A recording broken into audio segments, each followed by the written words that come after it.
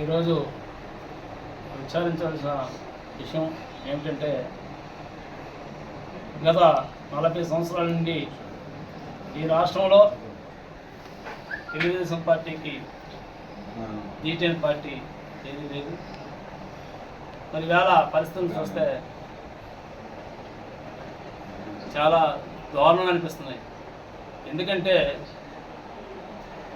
చంద్రబాబు నాయుడు గారికి జైలుకి వెళ్ళి దగ్గర నుంచి కానీ ఈ 4 సంవత్సరాలలో ఎన్ని కష్టాలున్నా ఎంత ఉండి అనేకమైన జైలుకి వెళ్ళి కార్యకర్తలకు అండగా నించొని పోరాటాలు చేసి ఇవాళ చంద్రబాబు నాయుడు నాయకత్వంలో రేపు ఈ రాష్ట్రంలో ఆయన ముఖ్యమంత్రి అవడానికి ఎటువంటి ఆటంకాలు లేకుండా ఎంతో ప్రయాసపడి కష్టపడి పార్టీని ముందుకు తీసుకెళ్ళాం. మరి పార్టీ వాళ్ళు కూడా అనేక సర్వేలు చేస్తారంటున్నారు. సర్వేలో కూడా టీడీపీ పార్టీ ఇప్పుడున్న ఇన్ఛార్జీలను కూడా చాలా బాగా పనిచేస్తున్న కూడా రిపోర్టులు కూడా ఉన్నాయి. మరి ఈరోజు నేను ఒకటే అడుగుతున్నాను, ఈవేళ గ్రామ స్థాయిలో కార్యకర్తలు కానీ నాయకులు కానీ ఎంతో దిగ్భ్రాంతులు ఉన్నారు. ఎందుకంటే అనకాపల్లి జిల్లాలో ఇవాళ జనసేన పార్టీకి 3 సీట్లు కేటాయించడంలో కానీ మరి నాయకులు ఏం చేస్తున్నారు, అనకాపల్లి జిల్లాను ఏం చేయదలుచుకున్నారని అడుగుతున్నాను కార్యకర్తలు. మరి ఆ కార్యకర్త అందరూ కూడా వచ్చి ఇక్కడ తెలుగుదేశం పార్టీ సీటు పోతే రాజీనామా చేస్తాం కూడా ముఖ్యమంత్రిగా చాలామంది ఇవాళ రావడం జరిగింది.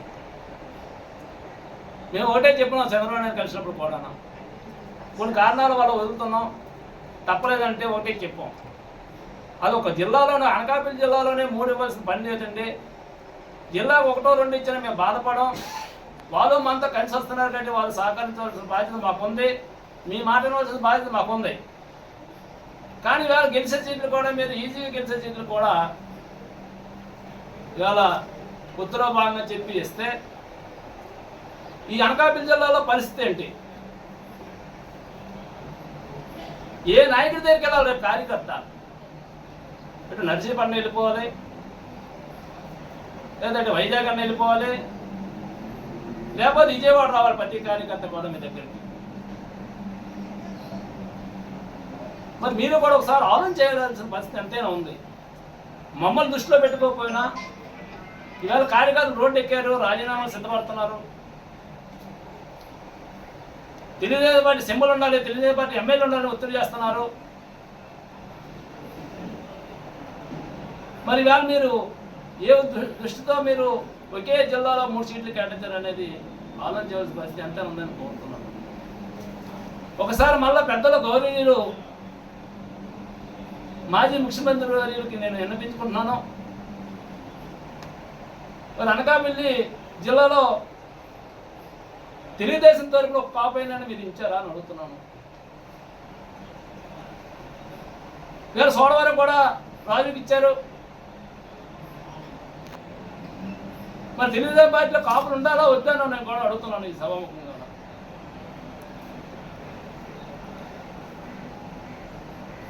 మీరు ఒకసారి ఆలోచన చేయండి, కార్యకర్తల తాలూకా అభిప్రాయాలు కూడా తీసుకోండి, సర్వే చేయించండి.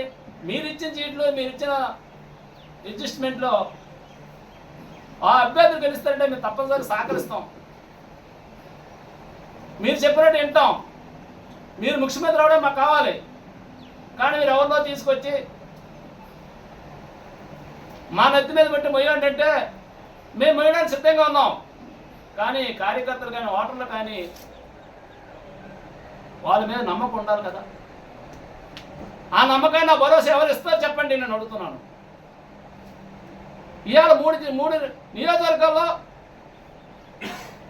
తెలుగుదేశం పార్టీ కార్యకర్తలకి భరోసా ఇచ్చే నాయకులు కావాలి మాకు. లేకపోతే ఆ రోజు ఎన్టీ రామారావు స్థాపించిన తెలుగుదేశం పార్టీ సైకిల్ గుర్తు ఇవాళ తెరమరుగయ్యే పరిస్థితికి ఇవాళ ఈ జిల్లాలో వచ్చింది. ప్రజలు చాలా కోపంతో ఉన్నారు. జగన్మోహన్ రెడ్డి ప్రభుత్వాన్ని ఎప్పుడైతే గద్దె దింపి ఈ రాష్ట్రం నుంచి జిల్లా నుంచి పారదోలాలని ముక్తకంఠంతో ఉన్నారో, కానీ ఈరోజు దాన్ని మనం ఒమ్ము చేసి మన సొంత పార్టీ కార్యకర్తలే రాజీనామాల వరకు వస్తున్నారంటే ఒక్కసారి మన జాతీయ అధ్యక్షుల వారు మళ్ళా దూరదృష్టితో ఆలోచించి అనకాపల్లి నియోజకవర్గాన్ని మళ్ళా పునఃపరిశీలించి నిజంగా వాళ్ళు ఇచ్చే సీట్లు గెలుస్తారంటే మీరు ఇవ్వండి, లేదా మళ్ళా సర్వే చేసి ఎవరైతే గెలుస్తారో వారికి ఇచ్చి మిగతా జిల్లాలో ఏ విధంగా ఒక సీట్లో 2 సీట్లో కేటాయించారో అనకాపల్లిలో కూడా ఆ విధంగానే 1 సీట్లో 2వ సీట్లో కేటాయించి ఇక్కడ కార్యకర్తలకి న్యాయం చేస్తారని, కార్యకర్తలకు భరోసా ఇస్తారని, మళ్ళా ఇక్కడ సైకిల్ గుర్తుని ఉంచేలా చేస్తారని ఇవాళ మీ ద్వారాగా నేను తెలియజేసుకుంటున్నాను.